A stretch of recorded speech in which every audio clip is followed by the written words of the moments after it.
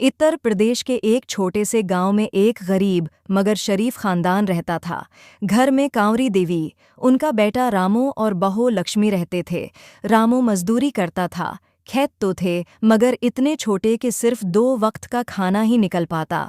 अक्सर रामू को शहर जाकर दहाड़ी लगानी पड़ती और कई बार तो घर में राशन खत्म हो जाता। लक्ष्मी की शादी गरीब घर में हुई थी मगर उसने कभी शिकायत नहीं की। उसका मानना था कि शौहर का घर ही औरत का असल घर होता है। अलबत्ता कांवरी देवी का मिजाज सख्त था। वो अक्सर बहू को ताने देती थीं। अरे लक्ष्मी, औरत होकर घर में बैठी रहती है। दूसरों की बहुओं को देख कैसे काम में हाथ बटाती हैं। लक्ष्मी हमेशा धीरज से जवाब देती। माँ जी, मैं तो हर काम के लिए तैयार हूँ, आप बस हुक्म दीजिए। तुझसे क्या होगा? तुझे तो खाने और रोने के सिवा कुछ आता ही नहीं। ये बातें लक्ष्मी के दिल को चोट पहुंचाते मगर वो चुप रहती। एक दिन ऐसा आया कि घर में आटे का एक दाना भी न बचा। रामू शहर गया हुआ था और 5 दिन बाद आने वाला था। कांवरी देवी गुस्से में बोले। लक्ष्मी, आज अगर खाने का इंतजाम न किया तो समझ ले उस घर में तेरी कोई जगह नहीं। ये सुनकर लक्ष्मी ने दिल में ठान लिया।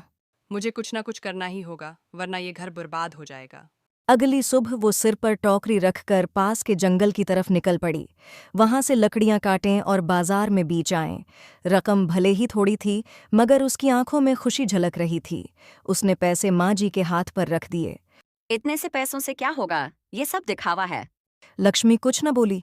वो जानती थी कि ये छोटी शुरुआत ही बड़े रास्ते की पहली सीढ़ी है। वक्त गुजरता गया।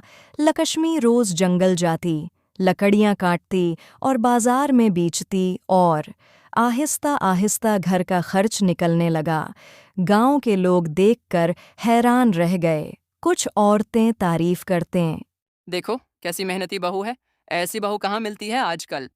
मगर कुछ लोग मजाक भी बनाते। इरे रामू की बीवी तो जंगल में लकड़ियां काटती फिरती है। रामू जब शहर से वापस आया और बीवी के हाथों पर छाले देखे तो आंखों में आंसू आ गए। लक्ष्मी मुस्कुराकर बोली। रामो, अगर मैं मेहनत न करती तो माँ जी भूखी रह जाते और तुम पर दीस में परेशान होते।